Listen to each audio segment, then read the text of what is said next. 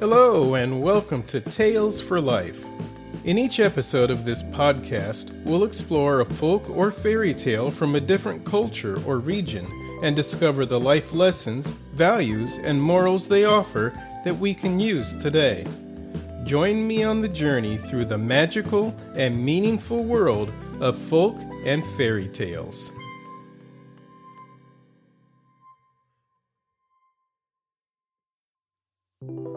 Hello, and welcome to another episode of Tales for Life, the podcast that journeys through life one tale at a time. Thank you for joining me today.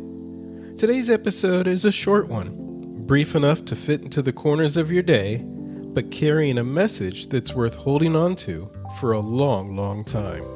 I've titled it, Revel in Your Own Abilities. We live in a culture that loves its heroes. We celebrate the people who can leap higher, sing louder, act better, run faster. And they deserve that applause. Talent is a beautiful thing. But when the spotlight shines so brightly on a few, it's easy to forget the countless other gifts and talents that don't make the headlines. The everyday abilities. The things people do that may never earn a trophy, but still make the world work. The things that people do that make the world a brighter place, but that never make it to anyone's top 10 list. And that brings us back to ourselves. Just because we aren't the star of a stage or the champion on a field doesn't make us any less valuable. No one is worthless.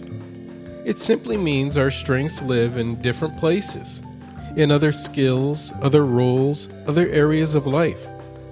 Our job is to notice them, nurture them, and honor them for what they are. Because our skills, our talents, our abilities are equally valuable in our own way. With that in mind, we'll start with a tiny fable from Ralph Waldo Emerson, a quick exchange between two very different creatures, each convinced they understand what real ability looks like. They're both right and both wrong, in ways that might feel familiar. This first tale is titled, The Mountain and the Squirrel.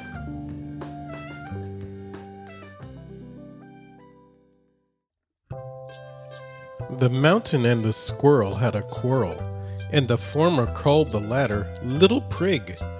Bun replied, You are doubtless very big, but all sorts of things in weather must be taken in together to make up a year and a sphere. And I think it no disgrace to occupy my place. If I'm not so large as you, you are not so small as I, and not half so spry. I'll not deny you make a very pretty squirrel track. Talents differ, all is well and wisely put. If I cannot carry forest on my back, neither can you crack a nut. Emerson's little exchange reminds us not only to honor our own strengths, but also to stay humble about them. No matter how skilled we are in one area, none of us is built to excel at everything. And that's part of what makes the world interesting. Aesop picks up that same thread in a different way, with a tale about a bird who learns this lesson in a very blunt fashion. This is The Peacock and Juno. A peacock once placed a petition before Juno, desiring to have the voice of a nightingale in addition to his other attractions. But Juno refused his request. When he persisted and pointed out that he was her favorite bird, she said, Be content with your lot. One cannot be first in everything.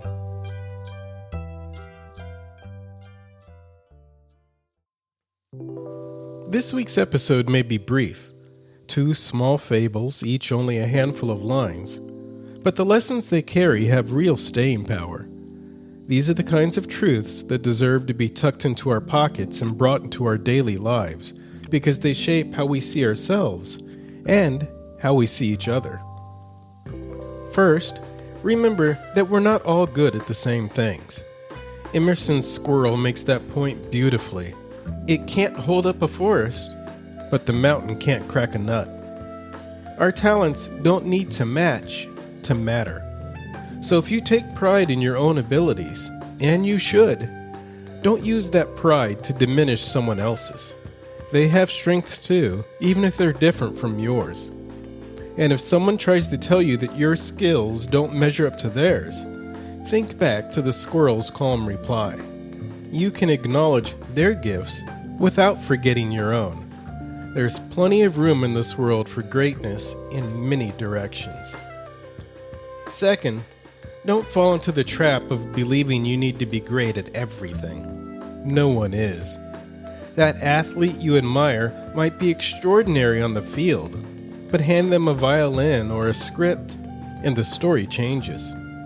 And the brilliant mind who always has the right answer might not know the first thing about fixing a tire or building a wall.